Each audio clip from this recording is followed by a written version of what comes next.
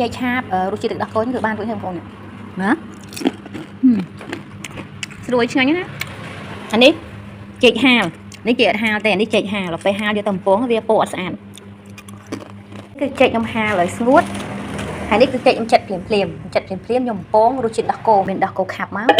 ឡូវខ្ញុំបំពងអាចេកដែលខ្ញុំហាងមុនក៏ពិតខ្ញុំថាបំពងអាចេកនេះបងប្អូនប៉ុន្តែចេកនេះកាលដែលខ្ញុំចិត្តហាលហ្នឹង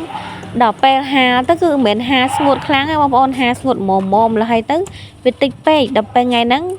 ម្លង2ថ្ងៃក្រោយមកបានខ្ញុំទិញចេកមួយស្និតទៀតដើម្បីចិត្តដាក់បំពងភ្លាមហ្មងហើយខ្ញុំបើយើងចិត្តឲ្យភ្លាមបើយើងអត់បានបេះវាមួយទេវាពេលដែលយើងបំពងវាជាប់គ្នាដូចថាយើងកាន់3 4ប្រទេសទៅជាប់គ្នាទៅវាបំពងស្អិតជាប់គ្នាម្ល៉េះហើយទៅខ្ញុំក៏បានដាក់វាមួយហ្នឹងទៅដាក់មួយហ្នឹងទៅអត់ជាប់គ្នាទេបងប្អូនគឺថាល្អមែនតែនមុនហ្នឹងខ្ញុំថាយ៉ាងយើងចិត្តចេកយកមហាគីឡូបានបំពងវាស្រួយឆ្ងាញ់ប៉ុន្តែអត់ទេបងប្អូន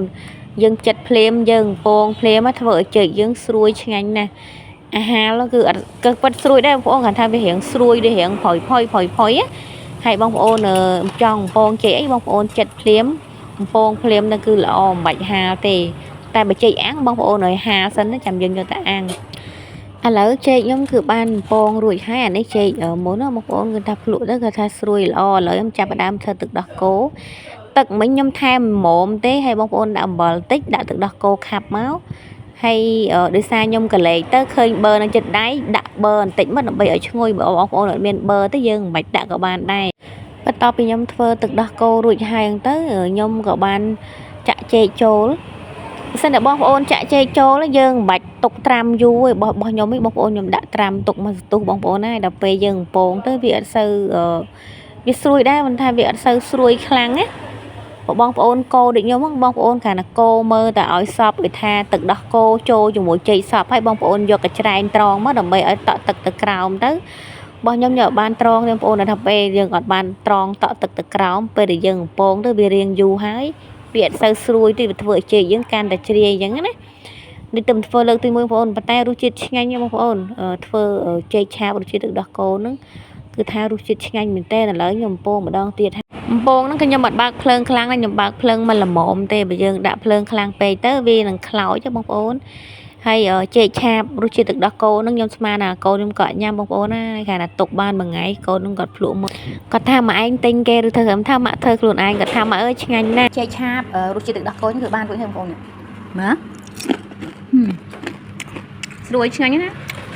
អានេះចេកហាលនេះចេកអត់ហាលទេអានេះចេកហាលដល់ពេលហាលយកទៅបំពងវាពណ៌អត់ស្អាតញើសចូលក្បាលចេកពីរហ្នឹងណាខ្ញុំស្មានតែពេលយើងហាលស្ងួតទៅបំពងទៅវានេះល្អវាស្រួយដែរប៉ុន្តែវាស្រួយបែបដូចយើងទៅជាស្ងួតខ្ញុំដាក់រ៉ូឌីបន្តិចហើយនឹងស្ករសតិច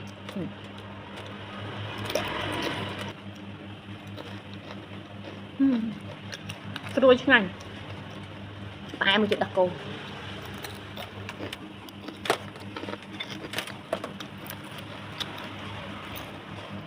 ចឹងវីដេអូនៃការធ្វើចេកឆាបរសជាតិដោះគោរបស់ខ្ញុំមានប៉ុណ្្នឹងទេ